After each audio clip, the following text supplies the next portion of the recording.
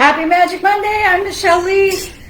Happy Magic Monday, I'm Megan Camille. You said it before we were live, I'm certain. Oh, Happy Magic Monday, I'm Michelle Lee. I guess I said it before we were live. Was Megan laughing at me before we were live, or did you all hear that too? I think it started with me laughing at you.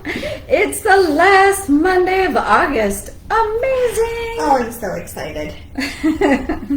Yeah, it's maybe it'll cool down. Cool down a little bit. Yeah. A little bit. Welcome. Say good morning. Say hello where you're tuning in from. We're super excited. I'm just back from Sedona, and we're going back to Sedona for our Embodied Goddess retreat in 2 weeks. Oh, not even 2 weeks. It's in 10 days. 10 days. 11 days. Yep. Super excited. Yeah, so we have been submerged in retreat talk and all the awesome things that we're doing in preparation. It's really exciting. But we also wanted to come in here for all of you who won't be at the retreat, tisk, and still give a dose of some magic for your Monday. Magic and inspiration. Magic, inspiration, feel goodness. And today's topic is how to reset when you feel like you are out of the flow. You know that feeling, or you're just, I really know that feeling, where it just feels like you're bumping along or even clunking along or being dragged along, and it doesn't feel very flowy, like, oh, everything's working out for me, and this is easy. You're not in the ease of it. So we want to talk about how to reset and get back into the flow. Yeah, so it's when it feels clunky, and a lot of times when things feel clunky, you can tell me if I'm wrong at this, it can just be dissonance too, resetting, right? I mean, when you set an intention and you're manifesting your next step, it can begin to feel clunky because you're in dissonance. Yeah, that's actually kind of where I wanted to go with all of this, even though the title says how to reset to get back in the flow, is that you're never actually really out of the flow, right? I mean, life is ebb and flow. Life is inhalation, exhalation. It's the coming and the going. And so when you're in a space that doesn't feel like flow, you really get to discern between, oh, then am I in ebb? Or is it actually clunky and there's some stuff that I get to clear out and look at and truly reset, but you want to discern the difference, right? Because sometimes it is just about honoring the phase that you're in. So if you're in ebb, it's going to do you no good to try to get into flow, because ebb has as much of a purpose as flow does. Right? It's the pulling back to allow all the things that you've done in flow to now manifest and take root and come to fruition. And that takes a bit of a pulling back of being able to receive. So that's your first step, is to discern, wait, am I in an ebb and not out of flow? Right? That this is the piece of flow that is pulling back, or is it actually clunky? Things aren't going my way and I have misaligned, right? I'm out of alignment. I'm not in alignment with my mission or my purpose or my soul's highest path. Good. I think this is a great topic that we're talking about because you're in ebb right now. I am in ebb. I'm 8 months pregnant with twins, guys. So that's actually 16 months pregnant. That's what I've decided. And she feels like she's 16 months pregnant. Yeah. Right? So I look lean back and relaxed right now. I'm not. I'm forced back. So it's you get to be aware and conscious of what's going on with you instead of looking at what other people are doing. And because I can be guilty of that, because I get really motivated. It's like, oh, I want to do that too. I want to do that too. I want to do that too. And then I go into clunkiness because that wasn't part of my flow. It's not where I get to be. And that's something Megan is working through as well. She's like, oh, I want to do so much, and I have all this mental motivation, But physically, she's, oh, sorry. Physically, she doesn't have the energy. Yeah, and so that's the difference between just, and I mean, I think you gave a really good example of getting yourself into clunkiness, which is an outside motivation. And when it's an outside motivation, it's almost guaranteed an ego desire versus a soul desire, right? And so when we go really fast for an ego desire, it will then feel clunky because it's not in alignment with your soul. When it's your soul desire, it adds that smoothness to it. So that's an example of actually being misaligned and not in flow. But you also gave the example of an actual ebb, which is where I'm at, right? Being in the ebb of the ebb and flow of life, and in that space of receiving, allowing all of what is already put in motion to come into fruition, that you're not doing less because you're in ebb, right? You're actually, you may be physically doing less, but on an energetic level, you're grounding into that next phase that you worked on in flow. Things are being done. Yeah. Things are being done. It's that balance of what I do physically as a human third dimensional being, and then what gets to happen because I sent the energy. And your pregnancy is just like such a perfect metaphor for it. Yeah, it really is. Yeah, because now that, Megan is cultivating these babies, and that requires less physical action on her part and more of a surrender and allowing for things to happen. And it's so perfect in manifestation that's what we do. We set things in motion, and then we give it time to cultivate.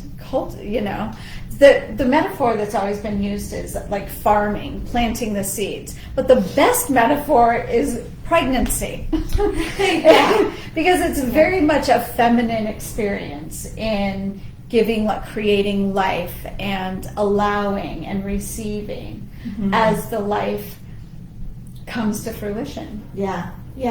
It's being in touch with source, right? And now, even though I can be in touch with source, my humanness can still come up, right? But I have this motivation, or look at the world passing me by, and, look at business, all these other people going out onto their next business goal, and here I'm, what feels like waiting. No, it's the ebb. It's the ebb. And because I've experienced that within business and within life, it's easier for me to recognize now, but that doesn't mean that the humanness doesn't come up. Yeah. Right? And so your humanness may come up too, and that's why I want to give you this differentiating examples. Are you in ebb and flow, or are you in the clunkiness because you're trying to keep up, because there is an ego desire versus a soul desire? And so then what do? If you differentiated and you decided, okay, I'm simply in the ebb of the flow of life, then the practice is surrender, right? The practice is surrender and allowing and receiving. If you've noticed that you are in an ego desire that's created clunkiness in your life, like, well, it looks really good for them, so I should do it too, then it's to reset, okay? And the way to reset is to go inward and remember what lights you up, not on the surface, right? Not just on the surface, because the surface can be so invigorating and so motivating that we're certain that's our next thing to do. But it's really important to go really deep within and say, does this align with my soul's path, with my soul desire? And even if it feels a little disappointing, like, oh, no, it doesn't, it's okay. It's okay that it's disappointing. It's okay that it doesn't align. What you get to do now is decide what does align. That's so good. That's so good. And how I do that specifically is, one, I journal every day, and I have my vision for each month at the beginning of my journal. So at the beginning of each month, I have a three subject notebook for each quarter of the year. So each subject is for each month, and the beginning of each month, I put my vision and my goals for that month. If I find that I've gotten clunky throughout the month, I go back to that original vision. I have it written down, right? Which is something I visit daily anyway. So if I find myself off, it's like, okay, I look at that vision. Was that vision that I wrote at the beginning of the month truly soul driven? Where did I go off the rails? What did I start doing, stop doing? What doesn't seem to be working? And really self-correct. And that's what is so important in our spiritual journey, is this self-correction, just like an airplane is constantly self-directing to get to the destination.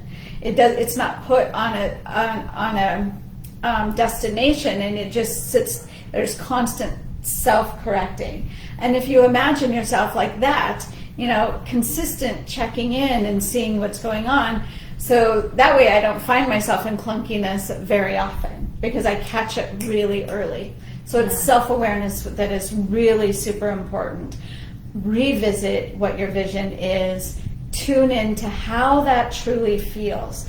Are you telling yourself stories about that vision? I work with women who want to make more money, whether they're in real estate or coaching or whatever. They want to make more money by getting aligned with their divine feminine, right? And so one of my clients right now, her goal is $50,000 a month, but her greatest fear is it's going to be a lot of grinding and hurrying and rushing and busyness. No, it's just the opposite, how we do that in the flow. So that's what can take us off, is like this unconscious belief, okay, well, I want $50,000 a month, so I'm going to have to get up earlier, go to bed later, I'm going to have to take clients I don't want, I'm going to have to take what comes, all of that. So you can become aware of what those unconscious beliefs are that will take you into the clunkiness. Yeah, totally. And then being able to redirect that, oh, that's just a story.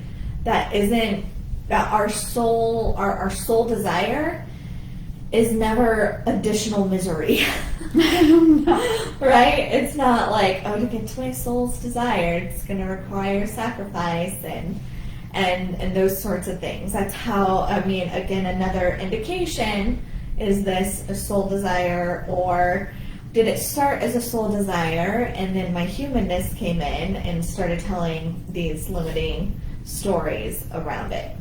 Yeah, for sure. Telling the limiting stories, and then finding out if it's not your soul's desire, oh, I thought that's what I wanted, but now it's not really what I wanted, right? You get to do that. What's been so ingrained in us, don't quit. And sometimes it's clarity that comes through, right? It's like, oh, that's what I thought I wanted, but now that I have it, I don't want it. It's not what I thought I was, or I need to tweak it. Self-correcting does not make you flaky. There are those flaky moments, so you get to discern that. Am I saying I don't want it now because it seems harder than what I thought, or whatever? It goes a little bit deeper, but self-reflection is the bottom line, and really discerning, where did it go clunky? Yeah. Cool. Awesome. There we go. So your homework for the week is you get to discern, are you actually in ebb, or are you experiencing clunkiness? And then based on what that comes to, you get to either receive being in ebb, or you get to self-correct out of the clunkiness back into flow or ebb, whichever one is going to serve you most. Exactly. Happy Monday. I want to thank you all for tuning in. Thanks, Jillian, for tuning in, and Joanne. And I want to see who else. I saw someone. Terry, thanks for being here. Those of you that said hello.